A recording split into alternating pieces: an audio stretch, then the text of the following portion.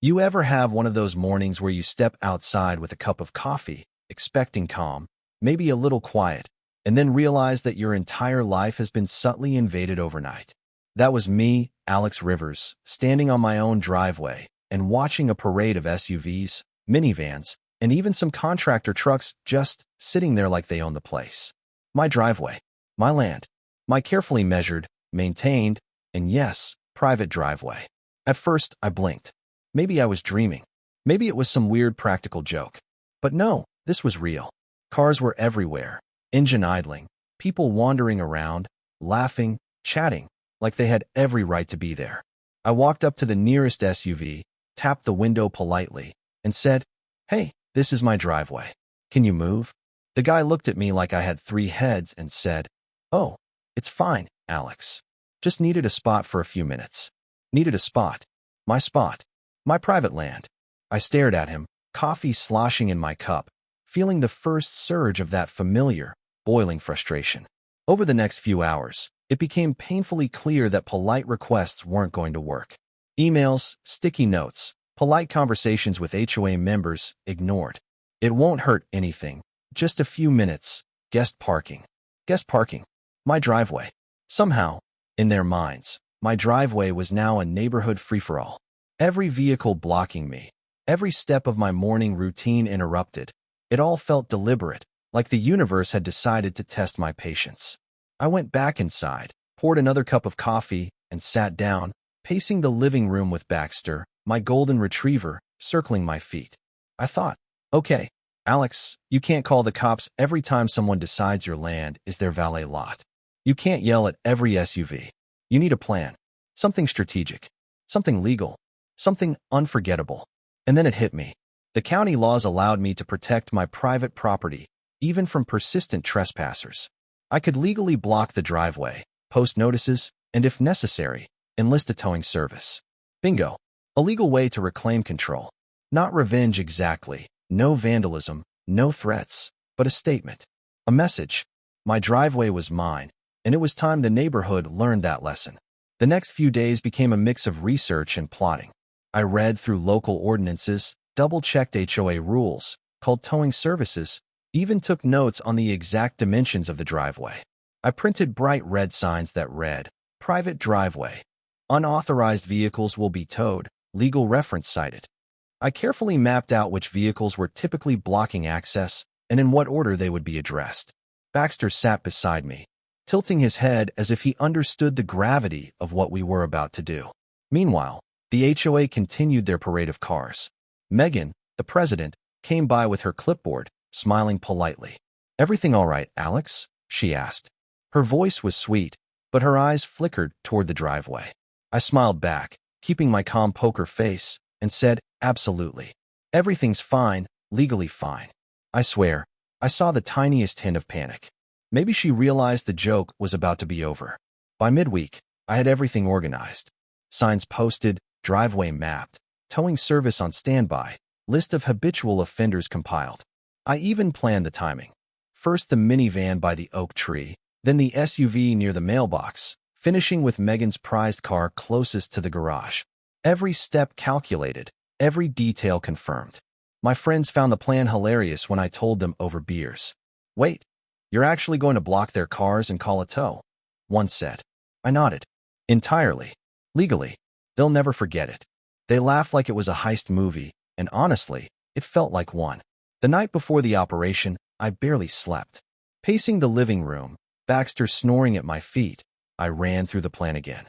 Double-check permits, check signs, notify the towing company. Every detail mattered because one misstep could turn poetic justice into a legal headache. And yet, the anticipation made me giddy. After weeks of blocked access, ignored emails, and HOA smugness, I felt like a general preparing for battle. The morning of the day I reclaimed my driveway, the air was crisp. Sunlight reflected off the parked cars, highlighting the absurdity of the situation. I stepped outside, coffee in hand, Baxter at my side, and surveyed the scene. The towing service arrived, massive orange trucks rumbling down the street, and I felt a mix of anxiety and giddy satisfaction. Each hookup, each vehicle towed, was a small victory. I could already imagine Megan running out in her heels, clipboard in hand, yelling about calling the cops. But I had done everything by the book. Signs posted, permits verified, legal documentation ready. I even had aerial shots of my driveway in advance. There was no argument that could hold up. I felt the tension in the air, the anticipation of that moment when the HOA would realize they'd overstepped, and it was perfect. I spent a moment just standing there, taking it all in. Birds chirping, neighbors peeking through fences, Baxter wagging his tail, sunlight hitting the edge of the driveway. It felt cinematic, almost absurdly so, like a movie scene where the small, underdog protagonist finally takes a stand. I sipped my coffee, adjusted the signs, and whispered to Baxter, "Today, buddy, we reclaim what's ours." I checked my list one last time, then leaned back, breathing in the crisp morning air. Today wasn't about anger or revenge, it was about respect, boundaries, ownership, law and order, and maybe, just maybe, a little poetic justice for all the weeks of frustration, humiliation, and ignored emails. Today, my driveway would finally be mine again. And for the HOA, well, they were about to learn a lesson they wouldn't forget. The morning of the driveway payback arrived like something out of a movie I never auditioned for. I got up before dawn, brewed a strong coffee, and stepped outside onto my property. The sun was just beginning to stretch across Pinecrest Heights, painting the street golden, and my driveway. Well, it was exactly as I remembered it, jam-packed with cars that didn't belong there. SUVs, minivans, pickup trucks, lined up like soldiers in formation, each one completely oblivious to the fact that they were about to be removed. Baxter, my golden retriever, sniffed around the edges, tail wagging, clearly sensing my nervous excitement. "You ready, buddy?" I whispered. He gave a small bark, which I interpreted as a yes. I took a deep breath, glanced at the bright red signs posted along the edges of the driveway. Private driveway. Unauthorized vehicles will be towed. Legal reference cited. Every sign was perfectly visible, every notice carefully placed. If someone didn't read these, it wasn't my fault. By 8:30 a.m., the first tow truck arrived, a massive orange rig that rattled down the street like a harbinger of justice. I waved the driver over, handed him my carefully prepared list of cars, and walked him through the layout. Start with the silver minivan near the oak tree, then the red SUV closest to the mailbox, and finish with Megan's car, I instructed. The driver chuckled. "You've got a whole HOA on this list," he said. "Never seen anything like it." I grinned. "Yeah, this one's going to be memorable." The first hookup went smoothly. Susan Miller, a longtime board member, came running out, phone in hand. "Alex, what are you doing?" "That's HOA property," she shouted. I held up my hands, calm as I could. "Actually, Susan, this is private land. Violators will be towed. Everything legal, everything by the book. Enjoy your morning." Her jaw literally dropped. I swear, I could see the disbelief in her eyes as her minivan disappeared around the corner. Then came Megan, the HOA president herself, striding down the sidewalk in her heels, clipboard clutched like a shield. Her expression flickered from surprise to rage in a matter of seconds. "Alex, you can't do this. Call the cops," she yelled. I kept my poker face, hands in my pockets, and replied, "Go ahead. I've double-checked permits, posted signs, and documented everything. Legally, you're trespassing. Enjoy the lesson." She froze for a moment, realizing that her power, her control over the neighborhood, was slipping through her fingers one vehicle at a time. The towing continued throughout the morning, one car after another. Every hookup was a small victory, and Baxter seemed to approve, trotting along beside me, tail wagging like a cheerleader for justice. There were moments of pure comedy. One of the board members, Tom, tried to argue that his SUV was technically guest parking because he had a meeting. I walked over, hands raised, and said, "Tom, the signs say otherwise. Enjoy your meeting elsewhere. Your car doesn't have a pass." He blinked, sputtered, and then watched helplessly as the tow truck hooked his vehicle. Neighbors were starting to gather, quietly at first, peeking over fences, snapping photos, whispering to each other. Some laughed, some shook their heads, some just stared, mouths agape. A teenager leaned against the corner fence and whispered to her friend, "Wow, he's actually doing it." Meanwhile, Baxter chased a squirrel, completely unconcerned with HOA drama, providing a subtle comedic backdrop to the chaos. By mid-afternoon, Megan's entire board was scrambling. Phones were ringing non-stop, emails being typed frantically, arguments erupting between members.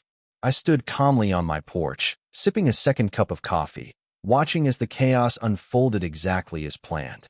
Each frustrated shout, each frantic dash to find a missing vehicle, was a validation of weeks of planning, patience, and preparation. Every detail, signs, permits, vehicle lists, had paid off. There were tense moments, of course.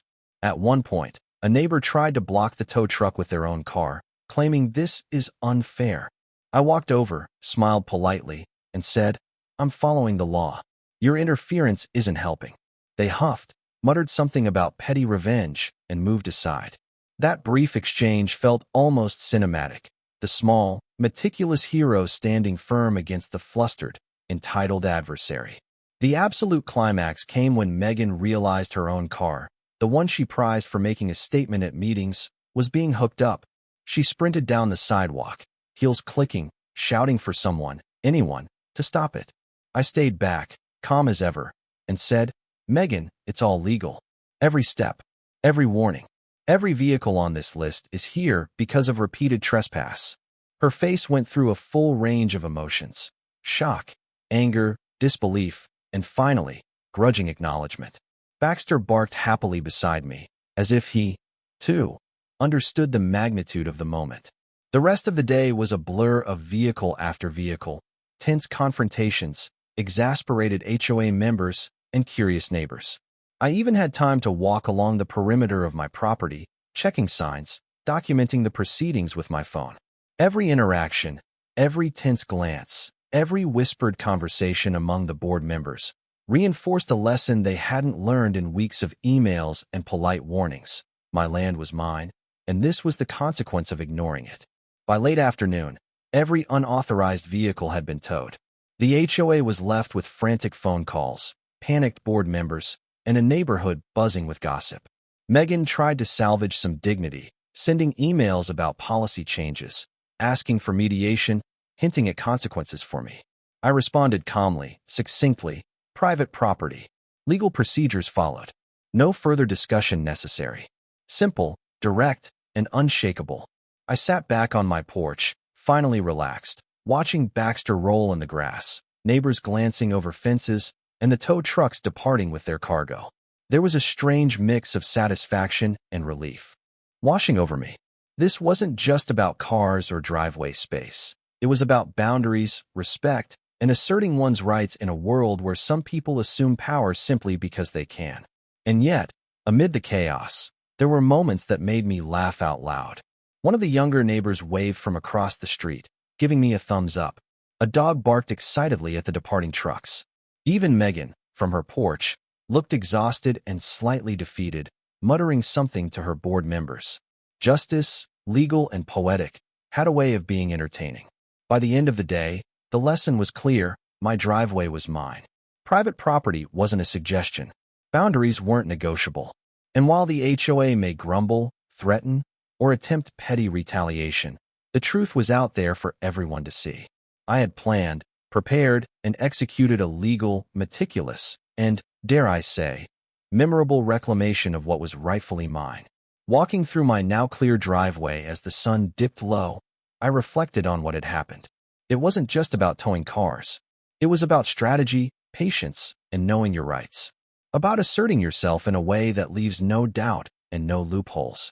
And about doing it with a touch of style, a little humor, and just enough audacity to make everyone involved remember the day forever. As I closed the gate behind me, Baxter trotting happily beside me, I realized this. Next time someone crosses the line on your property, sometimes words aren't enough. Sometimes you need action. Legal, calculated, and decisive action. And maybe, just maybe, a little poetic justice. The morning after the driveway payback, Pinecrest Heights felt quieter, almost serene, if you ignored the whispers and chuckles drifting from behind fences. I stepped outside, coffee in hand, and walked down my driveway. Empty. Clear. Every single unauthorized vehicle gone. Baxter bounded ahead, sniffing every corner, tail wagging like he was celebrating victory. For the first time in weeks, my property felt mine again. Not just legally, but spiritually. Neighbors peeked out of windows, walked their dogs along the sidewalk, sometimes leaning over the fence for a closer look. Some nodded subtly, acknowledging what had just happened. Others whispered, giggling, maybe in disbelief. And then there was Megan. I saw her pacing across the street, phone glued to her hand, clipboard forgotten at her feet. Her expression was a mix of frustration, shock, and begrudging respect. I swear, for a second, she looked genuinely impressed, though she'd never admit it aloud. Emails started rolling in immediately after. "We need a meeting," one read. "This was unacceptable," said another. A few threatened legal action. I responded politely but firmly, keeping it short. Private property. Unauthorized vehicles were towed following proper legal procedures. No further discussion necessary. It was almost too easy. Every step had been documented. Signs, permits, vehicle lists, even aerial photos of the driveway. I had anticipated every complaint before it even arrived. By midweek, the story had spread beyond my little street. Local bloggers picked it up, neighbors shared videos and photos on social media, and comments ranged from legendary to "Is this really legal?" Even a few HOA members contacted me privately, some apologetic, some begrudgingly impressed. Megan herself sent a terse email suggesting mediation, as if she hoped it might smooth over the embarrassment. I replied simply, "Property boundaries respected. Lesson learned." The best part? Watching the subtle shift in dynamics around the neighborhood. Board members no longer casually assumed my driveway was available. Casual drivers glanced at the signs and hesitated. Even neighbors who were curious or opportunistic learned that my property was off-limits. What had been weeks of frustration, blocked access, and ignored requests had transformed into something respected. Baxter and I spent the afternoons reclaiming the space fully. I set up a small chair at the edge of the driveway, letting him sniff around and chase squirrels. I even cleaned up some debris left by the towed vehicles, documenting it in photos for future reference. The satisfaction wasn't just in the vehicles being gone. It was in the feeling of control restored, of boundaries recognized, of a simple truth made clear. If someone violates your property, there are ways to respond decisively and legally. Megan and the board, predictably, remained grumpy for a while. There were whispered conversations over fences, "What's he going to do next?" and the occasional passive-aggressive note left under doors. I ignored them. Why waste energy on minor annoyances when the main point had already been made? I had my driveway back, and that was the victory. Watching them try to navigate around it, grumbling but powerless, was almost poetic. Looking back, I realized this incident taught me more than just property law or HOA rules. It taught me patience, strategy, and the power of preparation. It reinforced the idea that you don't have to react impulsively. Sometimes a calm, measured, and perfectly executed plan is far more satisfying than yelling, arguing, or losing your temper. And yes, adding a little creativity, a touch of humor, and a well-timed twist helps make sure the lesson sticks. By the end of the week, life had returned to normal, or as normal as it gets in a neighborhood with overzealous HOA members. Megan emailed a final, polite note suggesting a future discussion about driveway etiquette, which I filed under "nice try." The board quietly adjusted their habits, and my property remained respected. The lesson had been learned. Boundaries, once asserted, can't easily be ignored. I spent some quiet moments just watching Baxter run freely down the cleared driveway, listening to the distant chatter of neighbors, and feeling the subtle hum of satisfaction. This wasn't about anger or revenge. It was about clarity, control, and a little bit of style. The legal steps, the preparation, the careful planning, it all led to this simple truth. Standing up for your property, calmly but firmly, can change everything. And as I reflected, I realized something else. Stories like this don't just teach neighbors, they teach you. They remind you that sometimes ordinary people can assert themselves effectively, legally, and with a little flair. That patience, strategy, and creativity can accomplish what yelling, threats, or complaints never could. And that sometimes standing firm is not only necessary, it's empowering. Now, here's where I want to hear from you. What would you do if someone tried to take over your driveway, block your access, or ignore your property rights? Would you call the cops? Send emails? Plan your own payback day? Drop your thoughts in the comments. Share your experiences, stories, or even cautionary tales. Was what I did right? Too much? Or the perfect response to an absurd situation? Because here's the bottom line. This wasn't just about a driveway, a few cars, or HOA rules. It was about boundaries, respect, and making sure that people understand that rights have consequences. And if you learn one thing from my story, let it be this. Sometimes, action, thoughtful, legal, and decisive action, is the best way to make a statement that lasts. So, next time someone thinks they can overstep on your property, think carefully, plan strategically, and maybe, just maybe, prepare for a little poetic justice of your own. And don't forget to share your story below. I want to hear how you'd handle it.